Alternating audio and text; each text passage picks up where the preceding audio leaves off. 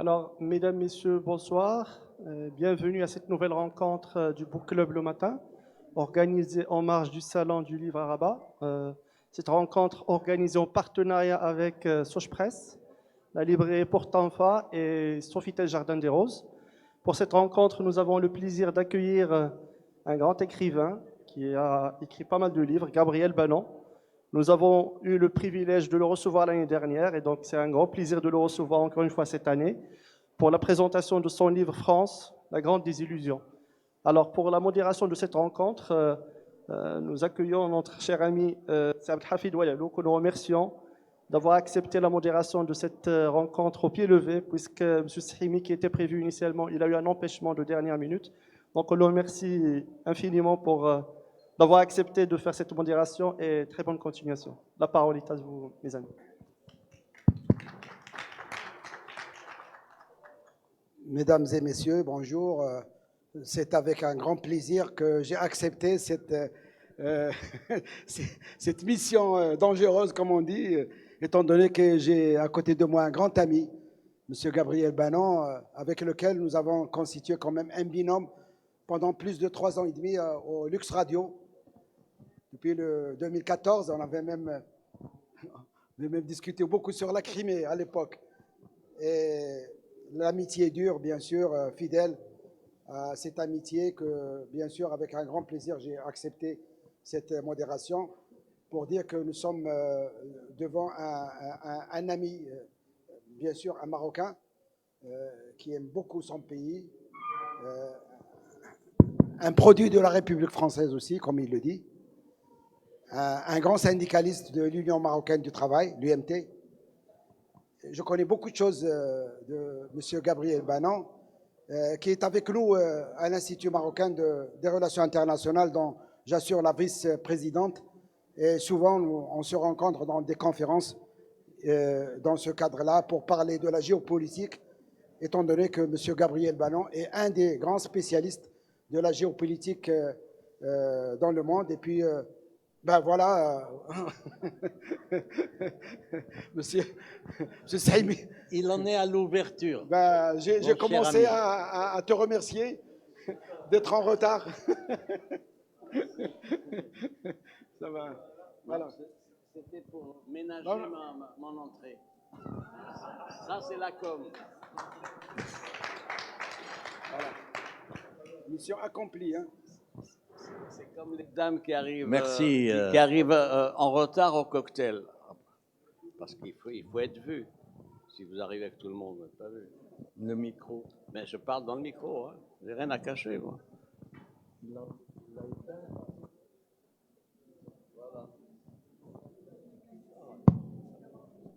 Voilà.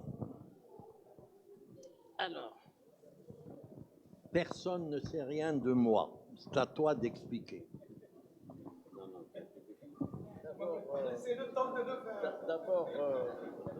D'abord, Gabriel Banon, je vais vous parler de son parcours, après je vais vous parler du livre. Gabriel Banon, c'est un parcours particulier. Savez-vous qu'il a commencé son engagement politique à gauche? Depuis, il a évolué. Et il a été l'un des fondateurs, tenez-vous bien, au Maroc, de l'UMT, l'Union marocaine du travail. Mais vous n'avez pas la parole. Bien. C'est-à-dire de manière concrète, il a été avec Mahjoub Boussdir, avec Abdelrazak, avec d'autres, etc. Donc, dans le noyau dur qui a pensé l'UMT, 55-56. Eh oui. C'est-à-dire, il vous expliquera comment il a fait ça, parce qu'il est parti de l'idée qu'il ne fallait pas faire des grèves dans les usines des Européens, tout ça, etc. Il fallait mettre sur pied un levier syndical de nature à porter atteinte aux intérêts français au Maroc. Donc ça c'est le premier élément. Après, il a rejoint la famille gaulliste oui, ça reste son référentiel, hein, pour éclairer le propos, ça reste son référentiel. Et en étant, dit-il, gaulliste de gauche. On peut penser que c'est dans la continuation de la continuité, ça. Et puis, ensuite, il a eu... De Gaulle était de gauche. Hein. De Gaulle était de gauche. C'est un oxymore, ça. Hein. Il était pas... Non. De Gaulle aussi a été, c'est vrai, partiellement, tu as raison, parce que De Gaulle a été l'homme de la participation. De la sécurité sociale. La sécurité sociale, la participation, le référendum qu'il a fait, les syndicats, etc. Donc, il y avait quelque chose de gauche disons chez social. Voilà.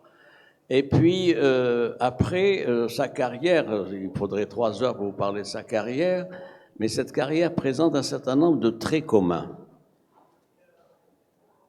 Il a été au cabinet de Georges Pompidou, en charge de l'industrie, directeur de l'industrie, c'est lui qui a monté la politique industrielle de la France. C'est intéressant quand même, etc. Et puis, il a eu un parcours multilatéral, si je puis dire, avec les Américains. Il était très proche du président Ford, le président américain Ford, qu'il connaissait personnellement. Il a séjourné 1 an, tenez-vous bien, au Kremlin, où il a été 2 ans. 2 ans. Oui, mais je pensais que c'était 2 ans, c'était un coefficient méditerranéen, mais puisque tu me corriges, donc c'est 2 ans. 1 an et demi exactement. Voilà, ah, vous voyez, vous savez bien qu'il y avait une pondération. Auprès de Poutine qu'il a connu, qu'il a encore vu il y a 6 mois au Kremlin comme représentant personnel, secrétaire général de l'ONU. Et puis, il y a tout le reste, donc un certain nombre de chefs d'État qu'il connaît, qui continuent d'ailleurs à conseiller de manière discrète, mais qui continuent. Et puis, sa grande affiche, c'est les 10 ans où il a été conseiller de Yasser Arafat. Donc voilà le parcours. Donc, alors, à part l'expérience, à part la séquence Arafat, ce que je relève dans ça, c'est la Maison-Blanche, président Ford et autres, Pompidou, chef du gouvernement et président, Poutine et Kremlin, c'est ce que j'ai appelé, ce que j'appelle le Marzen. C'est un homme du Marzen, finalement. Du Marzen, mais des autres. Alors, à côté de ça, il vous parlera c'est un homme qui était très proche de Yasser Arafat, très très proche, 10 ans Yasser Arafat, c'est un parcours. Et puis, il y a le fait que il a été à la manœuvre pour faire passer un certain nombre de propositions sur le règlement de la question palestinienne, d'El-Quds, etc. C'est un homme de paix. C'est un homme de paix et de dialogue, et sur ça, il est parfaitement dans la ligne du roi Hassan II, du regretté roi Hassan II et de Mohamed VI. Et puis, autre chose aussi, il est très marocain. Il est très marocain. Alors, il veille à ne pas intervenir dans les questions de politique intérieure, mais le Maroc en tant qu'entité sur ce plan-là, et je suis témoin indirect, parce qu'il ne me dit pas tout, mais j'arrive par des recoupements, qu'il fait beaucoup de lobbying pour le Maroc auprès du Sénat américain, de l'administration américaine, de l'administration française, russe, ailleurs, etc. Voilà un peu. Alors, ma réserve sur ce parcours, c'est un débat permanent entre nous, c'est que je lui reproche, je vais résumer, je reproche de ne pas aimer le peuple. Il est au niveau des dirigeants. Mais il dit non, j'aime le peuple, mais bon, ça c'est un débat entre nous, etc. Donc il ne reste pas grand-chose, me semble-t-il, de sa fibre de gauche, mais il s'en défend. Il dit que non, etc. Ça c'est un autre débat. Maintenant, pour ce livre, deuxième volet, c'est son 15e livre. Il y a 2-3 livres sur son expérience Yasser Arafat, il y a d'autres sur la géopolitique, il y a d'autres sur les questions de géostratégie aussi. Il a eu en 2014, 2018, il a eu le prix du géopoliticien, prix international du géopoliticien. Donc c'est quand même intéressant. C'est son 15e livre. Alors dans son parcours d'écrivain, il y a ce qui est son domaine, donc la politique, la géopolitique, la géostratégie, etc. Puis il y a des choses curieuses, et des curiosités. Il a fait un roman. Il y a 6 mois, il a fait un autre roman sur policier sur Casablanca, sur un club. Donc c'est un personnage déroutant qu'on ne peut pas encadrer dans une casquette. Alors je suis toujours admiratif à son endroit parce que je pense travailler beaucoup, mais quand je me compare à sa production, je me dis finalement, tu as encore du boulot, parce qu'il n'arrête pas, etc. Alors ce livre, je vais vous surprendre, il est dédicacé, je l'ai eu, mais je ne l'ai pas lu.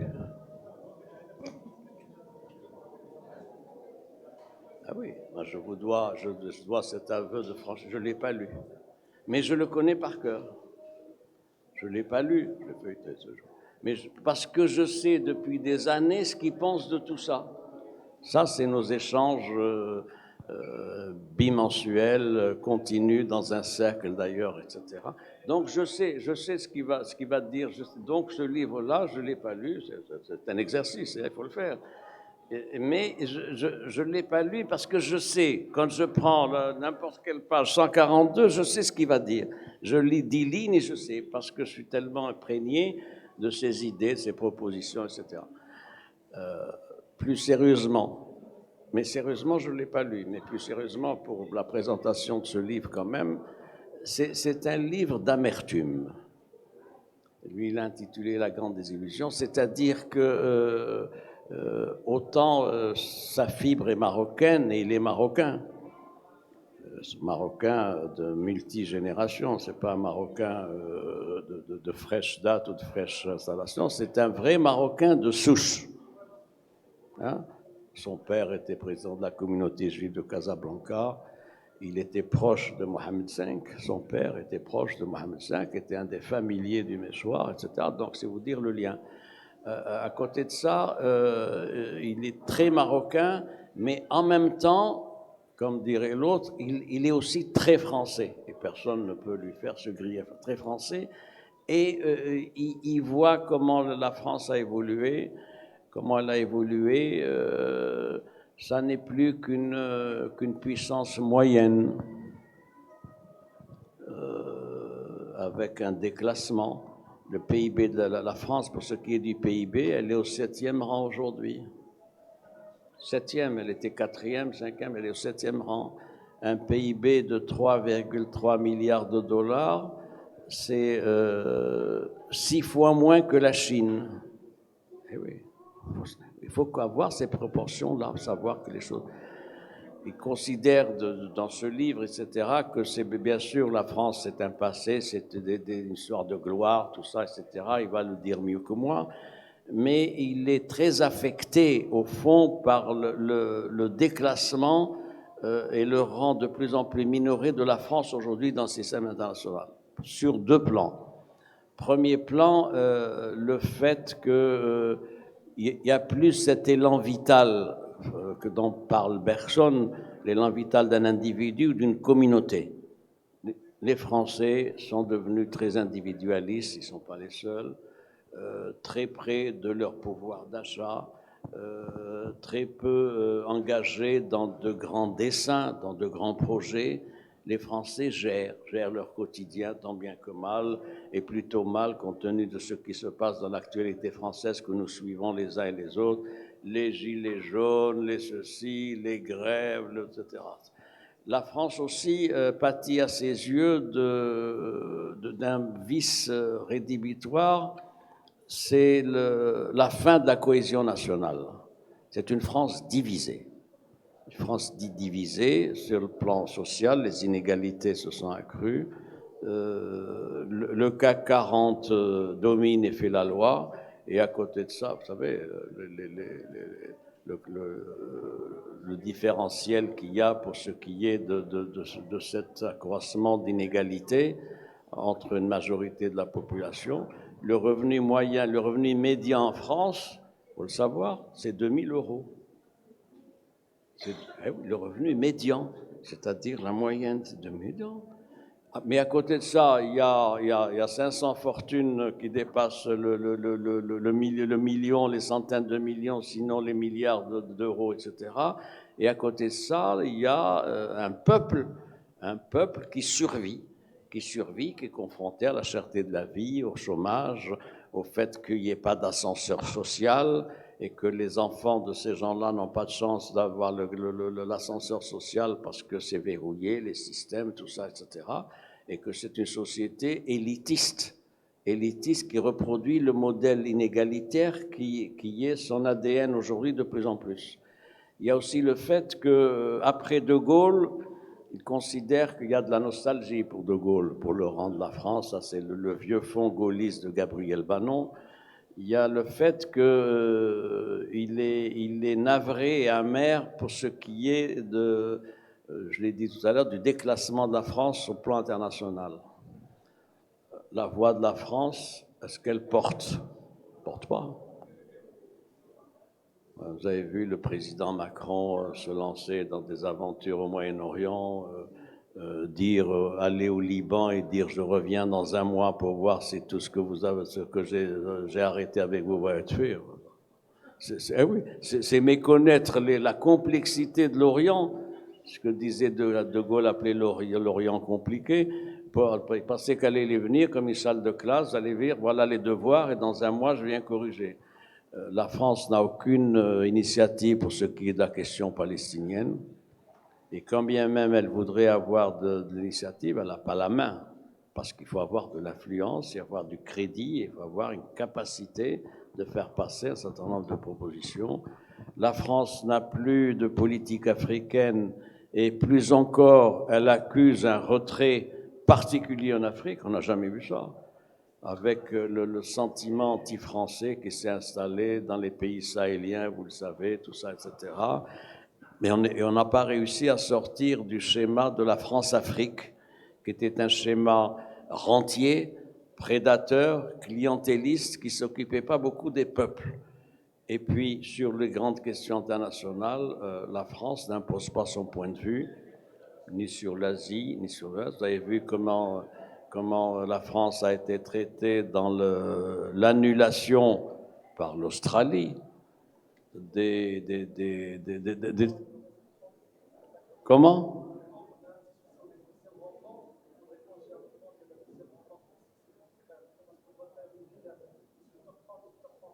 Mais on s'en fout. On va déborder et vous réduirez le temps de la deuxième rencontre. C'est comme ça. C'est la loi du micro. J'ai appris en sciences politiques que celui qui a le micro, c'est celui qui dirige. Merci. Voilà. Non, je vais résumer. Un dernier point, c'est que donc la France, qui s'est passée avec le sentiment anti-français, tout ça, etc. La France a-t-elle une politique maghrébine? Ce n'est pas le cas du tout.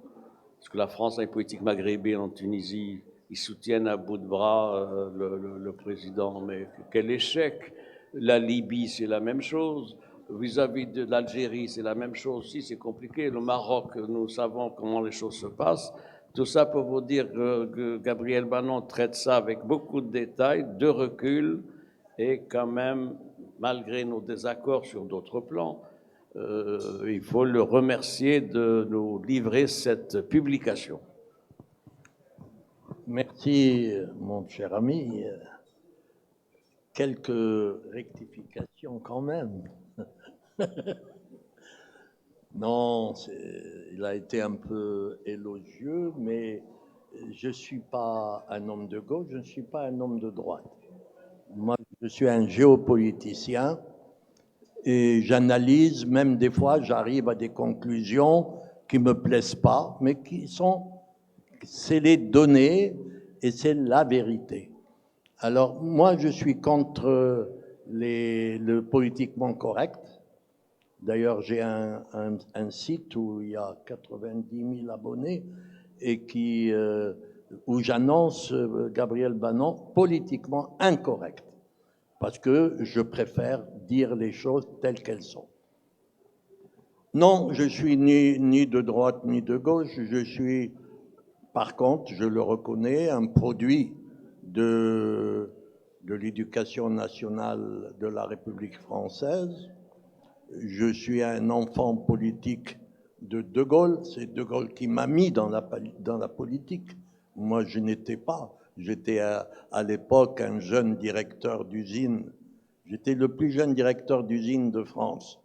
Et c'est lui qui m'a dit un jour, m'a demandé de venir le voir à l'Élysée et qui m'a dit, oui, c'est très bien de vous occuper de votre carrière, mais il faut consacrer une partie de votre temps à l'intérêt général. Et je lui avais dit, mais mon général, j'ai même pas le temps de voir mes enfants. Il m'a dit, non, ce n'est qu'une question d'organisation. Et il avait raison. Alors, et c'est lui qui m'a mis dans des commissions du plan et m'a traîné avec lui dans tous ses voyages, etc. Donc, voilà. Alors, j'ai écrit ce livre en pensant que j'avais une légitimité pour cela. Pourquoi? Parce que d'abord, j'ai connu, j'allais dire, la cuisine de la France de l'intérieur. J'étais le conseiller du président de la République, Georges Pompidou, et nous sommes restés quand même près de 7 ans à l'Élysée. Et alors, l'amertume dont parlait notre ami, c'est que lorsque Georges Pompidou est décédé, nous avons laissé une France industriellement équipée avec, étant à l'époque le plus grand pays industriel d'Europe, bien plus mieux que l'Allemagne. On avait laissé une France indépendante énergiquement, puisqu'on avait doté la France de plus de 50 centrales nucléaires produisant de l'électricité et que l'industrie avait à sa disposition une énergie à bas prix et la France était exportateur d'électricité. Aujourd'hui, quelle est la situation? La France est complètement désindustrialisée et donc, quand on parle de souveraineté, allons-y, quand on dépend des importations, je ne vois pas comment on peut parler d'indépendance. Non plus en énergétique, on a, je ne sais comment la France se trouve aujourd'hui importateur d'électricité et le coût de l'électricité en France aujourd'hui a été multiplié par 3, 4, par 3, 4 et 5. C'est abominable. Quand vous avez une industrie comme la boulangerie, leur facture a triplé. Et comment peut-on imaginer une gestion pareille?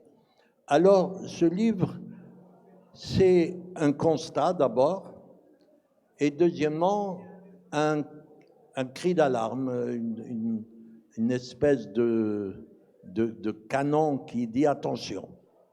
Attention, parce que ceci peut se traduire par une véritable décadence qui ne pourra pas être rattrapée. Et c'est bien dommage. Mais ce n'est pas seulement dans l'économie que je m'élève, mais c'est aussi dans l'action diplomatique. Prenons le cas que sûrement quelqu'un va me poser la question, mais j'imite mon maître, le général de Gaulle, qui dit, quelqu'un m'a posé la question, les rapports Maroc-France. La situation aujourd'hui est glaciale entre la France et le Maroc. À part qu'on vient de recevoir un ambassadeur de France au Maroc, qui lui sort des sentiers et des directives de Paris et essaye de faire un travail constructif. On verra ce qu'il va en sortir. Mais à l'origine de ce froid, d'abord, la France s'est dotée d'un président assez anachronique. Un jeune président qui n'a ni l'expérience politique, n'a jamais été élu, n'a aucune idée de ce que c'est que la gestion d'une unité, d'une ville, d'une région, encore moins d'un pays, et qui pense, et c'est là la suprême erreur, il pense qu'il sait tout. Et il a déclaré, mais je crois que tout le monde serait scandalisé que je leur rappelle une déclaration qu'il vient de faire il y a quelques semaines. Il veut déconstruire l'histoire de France. Ça veut dire quoi? Il a fait l'ENA. L'ENA, la première année, le premier cours s'appelle la continuité de l'État. C'est-à-dire l'État ne meurt pas, on ne peut pas le transformer et on doit assumer le passé. C'est la continuité de l'État. Et là, M. Macron veut tout remettre en ordre à sa façon. Il a supprimé le corps diplomatique, ce qui a rendu difficile les relations entre le Maroc et la France. Les prétextes sont futiles. Les prétextes ont été le Maroc ne veut pas reprendre les mineurs qui sont en situation illégale. Le Maroc répondant avec justesse, je veux bien, mais démontrez-moi qu'ils sont marocains. Alors on finit par avoir un langage de sourds.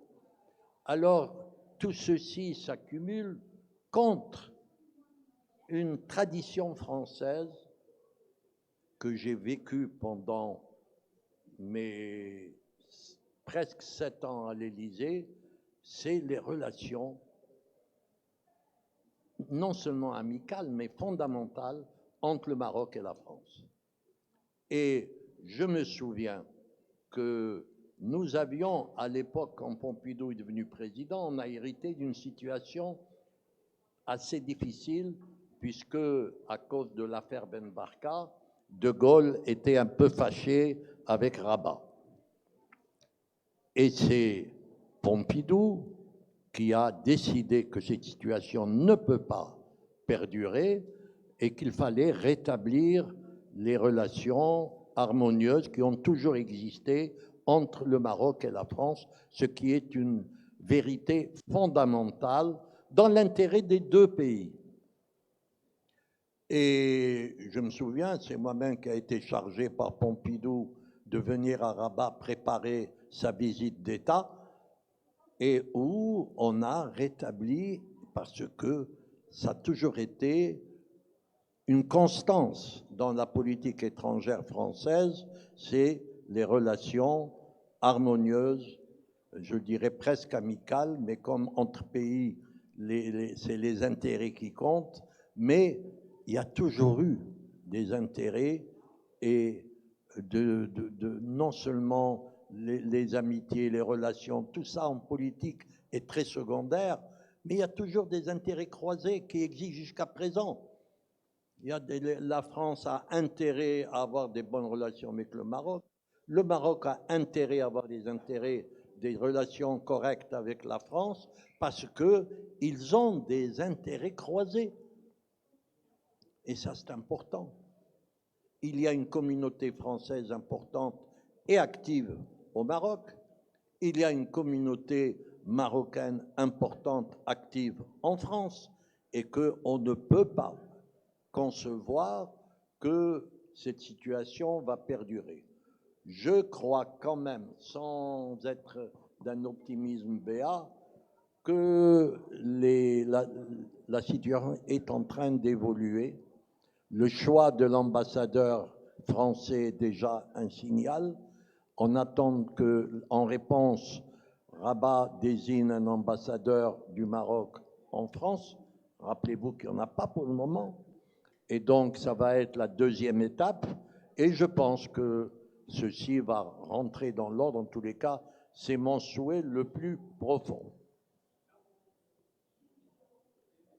Alors, pourquoi ce livre? Je crois que je l'ai dit en début. J'ai dit que je pense qu'il était de mon devoir d'écrire ce livre et de faire l'inventaire de la situation de la France aujourd'hui. Et je tire une sonnette d'alarme parce que si la France ne se dote pas des hommes qu'il faut, eh ben, la France va devenir une puissance non seulement de second plan, je dirais même de troisième plan. Voilà le message de ce livre. C'est une autopsie de la situation française d'aujourd'hui. Le choix des mots est intéressant. Autopsie, c'est médical, c'est un certificat de décès. Alors, peut-être donner la parole à notre assistance ici présente. On va commencer, si vous voulez bien, par la gauche, pour finir par la droite. Alors, je crois qu'il y a une dame ici au deuxième rang, si vous voulez lui donner le micro. Bonjour, je ne vais pas me présenter par ni mon nom, ni mon prénom, ni ce que je fais dans la vie, parce que ce n'est pas très important. Par contre, je voudrais rebondir sur deux de vos propos. Vous parlez de M. Banon en disant qu'il est très productif, qu'il va plus vite que vous. C'est parce que c'est un haut potentiel. Et vous savez, les hauts potentiels, ils vont très vite, ils ne peuvent pas s'arrêter de produire, ils ne peuvent pas. C'est vital. Et d'un, et de deux, à côté de ça, il est très humble et l'humilité, c'est ça qui signe en fait le haut potentiel, c'est qu'il produit énormément, il est toujours humble. C'est pas de la fausse humilité, c'est vraiment le humble. Secondo, vous parlez de gauche. Je pense, à mon avis, que c'était pas un de gauche. Il l'a précisé. Étant donné qu'il aime l'humain et qu'il travaille pour l'humain, ben quand on est en haut, on travaille mieux que quand on est en bas. Et ensuite, je vais lire le livre parce que moi, je suis un pur produit de l'école catholique française, marocaine, musulmane, et je suis triste pour cette France que j'aime. Je n'arrive pas à la détester. Monsieur Macron a tout fait pour me la faire détester. Je n'arrive pas. Vous savez pourquoi? Parce qu'elle m'a beaucoup appris. Et aux miens aussi, parce qu'eux aussi ont fait l'école catholique. Et c'est dommage pour cette France. Monsieur Macron, je suis psychiatre, il va devoir consulter parce qu'il a un sérieux problème. Merci, madame, pour ces précisions. Alors, d'autres questions? Nous avons 10 minutes pour le débat, si vous voulez bien. Alors, je compte sur votre brièveté habituelle. Il y a une dame là qui demande la parole. Priorité aux femmes. Bonsoir, je vous remercie. Je suis désolée, je suis arrivée un petit peu en retard, mais je vous ai longtemps écouté sur Lux Radio et j'appréciais beaucoup vos analyses et vos interventions. Et aujourd'hui, j'aimerais avoir votre avis sur cette volonté politique d'éliminer le français. Hein, c'est pas introduire l'anglais, oui, mais c'est éliminer le français. Et à mon sens, bon, j'ai travaillé dans un groupe de réflexion il y a longtemps, et dans les années 2000, on l'avait souligné. Je veux dire, c'est pas une volonté récente, c'est quelque chose de très ancien, et je vous interroge un petit peu là-dessus. Et j'ai envie de dire, moi, je suis marocaine et de culture marocaine et de culture française. Voilà, nous sommes là aussi, et il faudra faire avec nous. Alors, vous savez, dans le livre, je traite le problème de la langue française. Je traite le problème de la langue française parce que pendant longtemps, la langue française prônait dans toutes les capitales européennes, on parlait que français. Tous les accords diplomatiques étaient toujours rédigés en français. Le français était la langue diplomatique préférée partout. Et la France, comme je l'écris, a perdu la bataille de la langue française.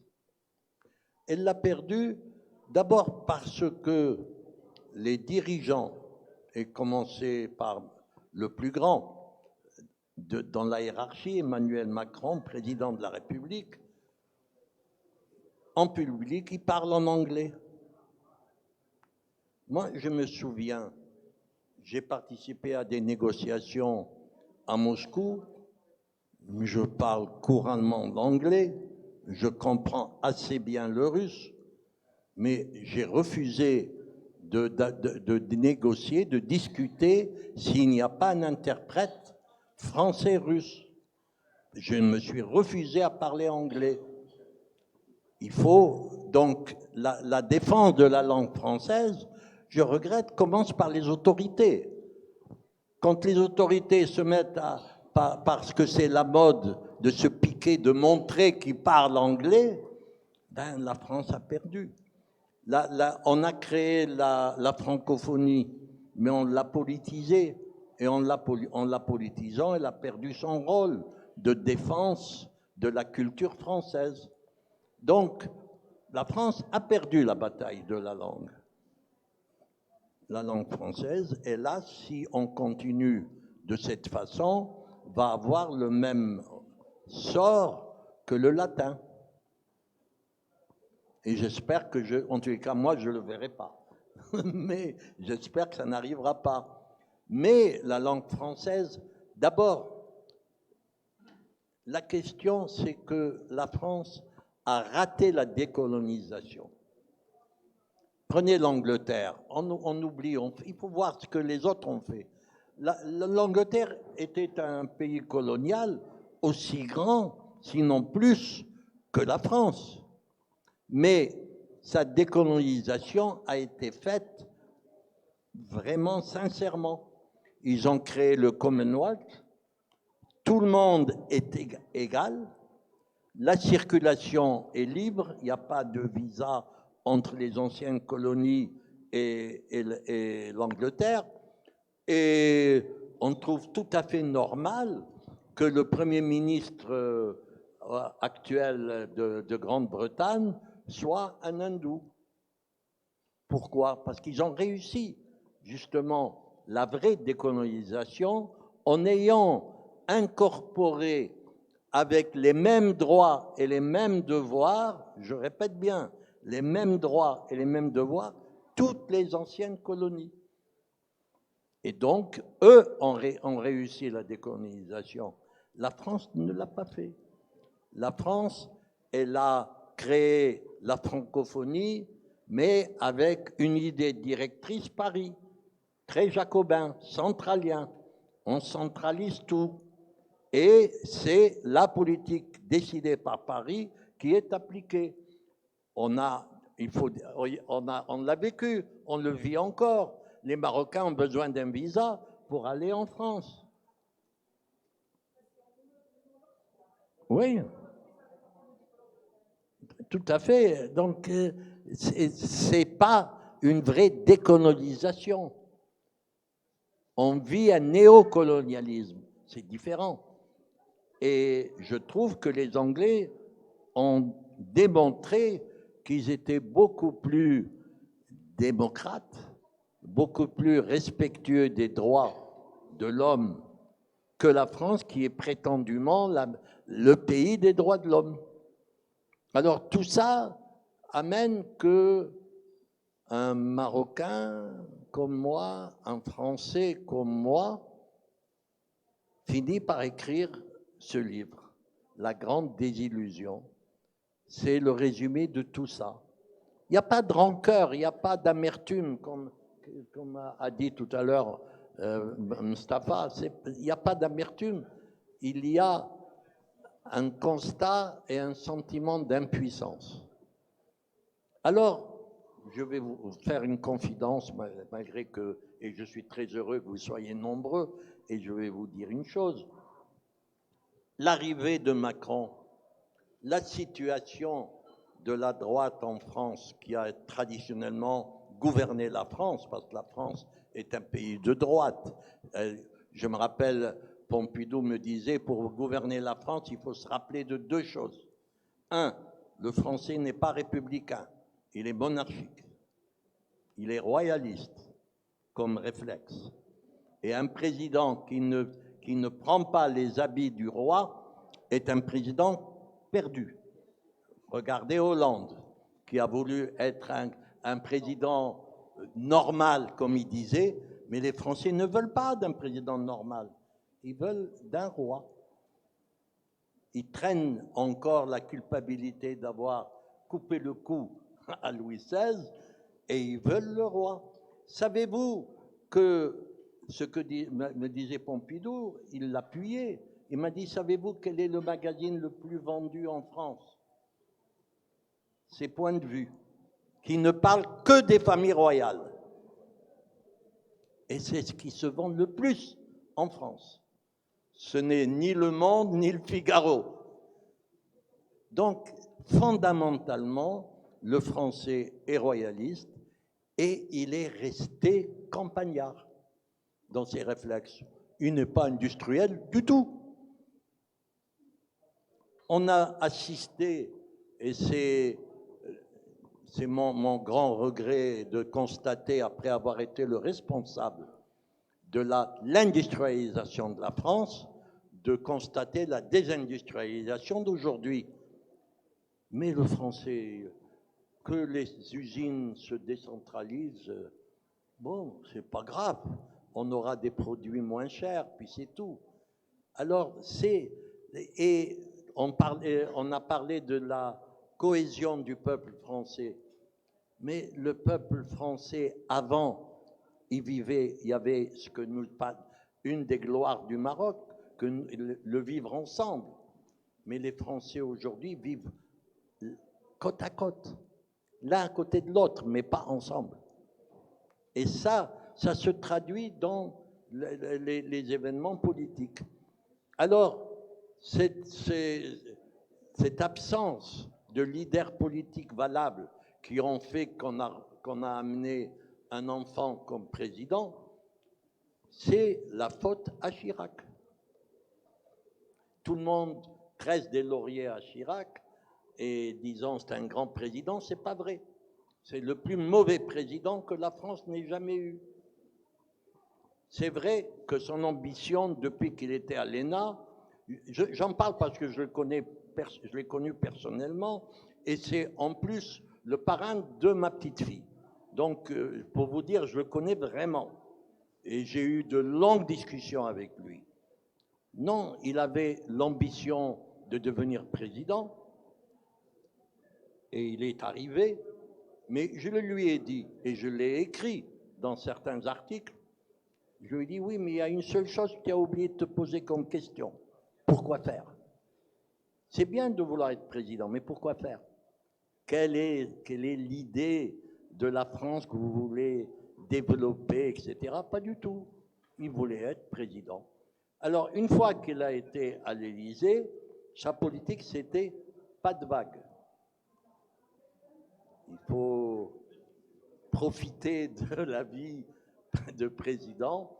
On l'avait surnommé, nous les géopoliticiens et les journalistes spécialisés, on l'appelait le roi fainéant. Il n'a fait aucune des réformes dont la France avait besoin. Et c'était le moment où il fallait le faire.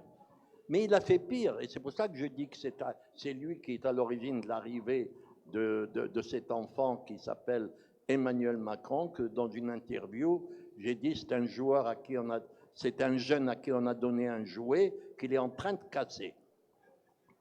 Eh bien, il m'a dit un jour, Chirac, vous savez, la politique, c'est comme élever les artichauts. Il dit oui, quand un artichaut développe, il faut le couper pour que les autres se renforcent. Et lui, dès qu'un homme politique se montrait peut-être un candidat dangereux pour lui, il le détruisait. Il a tué, quand je dis bien politiquement, il n'a pas tué, on n'est pas aux États-Unis, mais il a tué politiquement des gens comme Michel Noir, qui était maire député de Lyon, et qui était appelé à être un présidentiable. Il y en a même qui sont morts noyés dans une mare, suicidés, excusez-moi, mais la mare, elle avait 20 cm d'eau. Moi, je veux bien. Dans tous les cas, c'est la déclaration officielle des médecins. Il est mort noyé, il s'est suicidé. Je peux en citer d'autres toute la relève de la France a été décimée par une politique voulue de Chirac. Alors, quand on me dit que c'est un grand président, moi je veux bien, il était grand de taille, c'est vrai, et il aimait mettre la main au cul des vaches, c'est vrai, il est aimé par les paysans à cause de ça, c'était ses jours de gloire d'aller dans le truc agricole à Paris, et où il a passé une journée presque, voilà. Alors, on le paye aujourd'hui, et personne ne veut dire. Quand il est mort, je l'avais dit d'ailleurs, oh, on va tresser, on a dit des nécrologies formidables, etc. Je crois que j'étais le seul, ou peut-être il y a quelqu'un d'autre, où on a écrit non, on n'est pas d'accord. C'est le plus mauvais président que la France n'ait jamais eu. Je regrette qu'il soit mort. Bon, je m'incline devant le décès d'un homme qui a été l'ancien président de la République, mais de là à dire une grande perte pour la France, non. Donc voilà pourquoi j'ai écrit ce livre pour expliquer la situation d'aujourd'hui et où les Marocains, on a intérêt à connaître ce qui se passe en France et ce qui peut arriver, car moi je suis convaincu que nos destins sont liés, Maroc-France. Ce n'est pas demain qu'il y aura une scission et une frontière étanche et plus de rapport entre la France et le Maroc. C'est faux. Nous sommes mariés pour longtemps.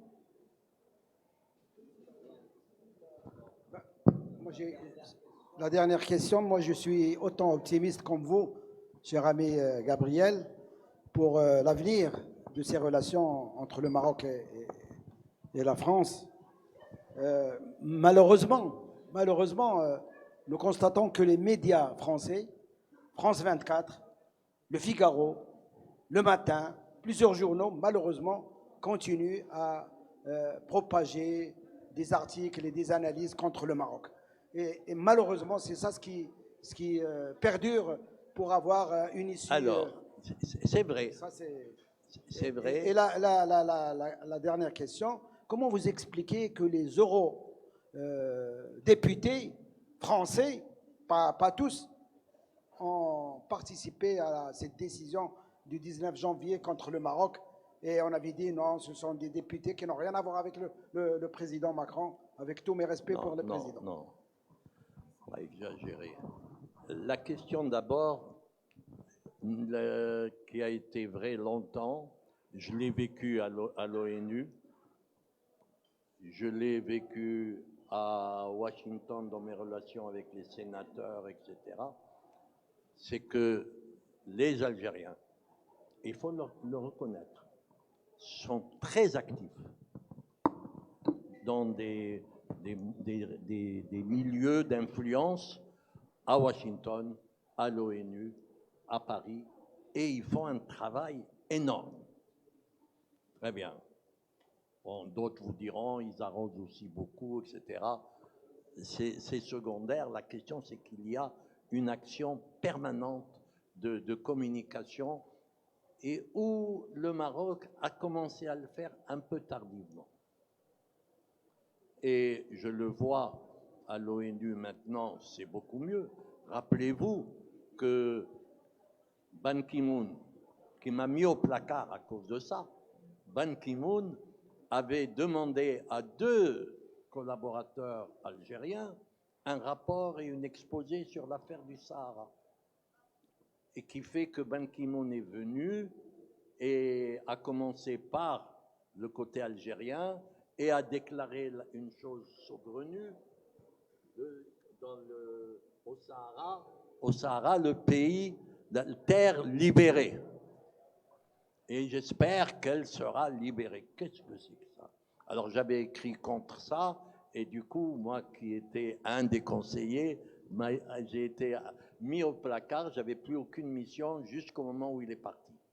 Après est arrivé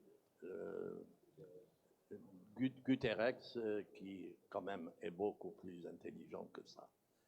C'est C'est vrai.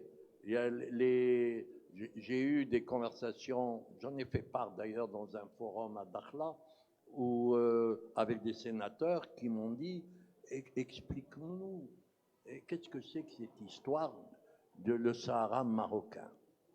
En quoi il est marocain? Puisque, hein, oui, sénateur américain, républicain et démocrate, ils étaient les deux. Ils m'ont dit on t'invite à déjeuner dans un des restaurants très chers. Tous les restaurants à Washington sont chers. Et ils m'ont invité, ils m'ont dit mais en échange, tu ne payes pas la note, c'est nous, mais tu vas nous expliquer qu'est-ce qui se passe pour le Sahara marocain. Alors allez expliquer à des Américains nourris à la démocratie et l'exercice du vote. Qu'est-ce que c'est que la BEA? Qu'est-ce que c'est que la reconnaissance, la déclaration de soumission à l'autorité? Ils ne comprennent pas. Alors, j'ai expliqué que le Maroc entier, pas seulement, parce que si vous contestez le Sahara, je leur ai dit, il faut contester la Chaouia, il faut contester le Rif, il faut contester le Maroc, il faut contester tout le Maroc. Parce que tout le Maroc, y compris le Sahara, est bâti sur la cérémonie d'allégeance au roi, l'allégeance au sultan à l'époque et après au roi. Et c'est comme ça que ce pays s'est construit. C'est comme ça que s'est construit la France. La France, les seigneurs, il y avait une cérémonie où ils venaient reconnaître l'autorité royale. Il n'y avait pas de papier, il n'y avait pas de constitution, il n'y avait rien. Et c'est comme ça que la France s'est créée. Alors j'ai expliqué, voilà. Alors vous voulez contester, très bien. Mais alors contestez tout. Parce que tout est bâti comme ça.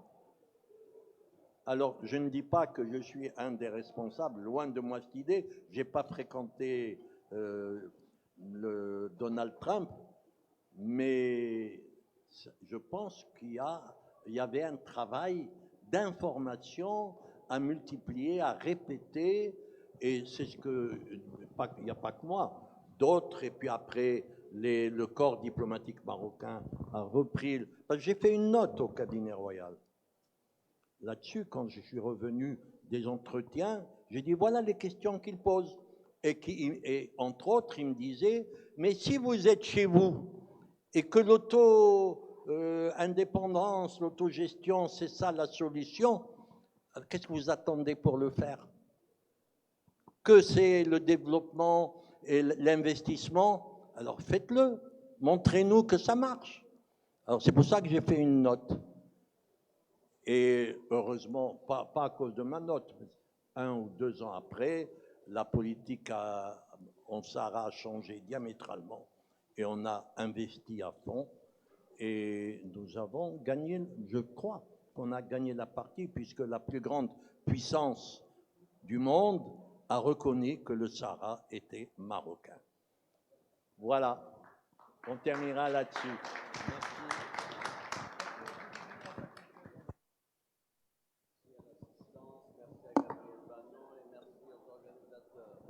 Ici présent. Merci surtout que vous ayez été si nombreux et vous avez eu la patience d'attendre que nous terminions. Merci. Donc, il y a la petite séance de dédicace, il y a un petit café d'accueil. Et dans 15 minutes, on démarre la deuxième rencontre, s'il vous plaît. Maximum.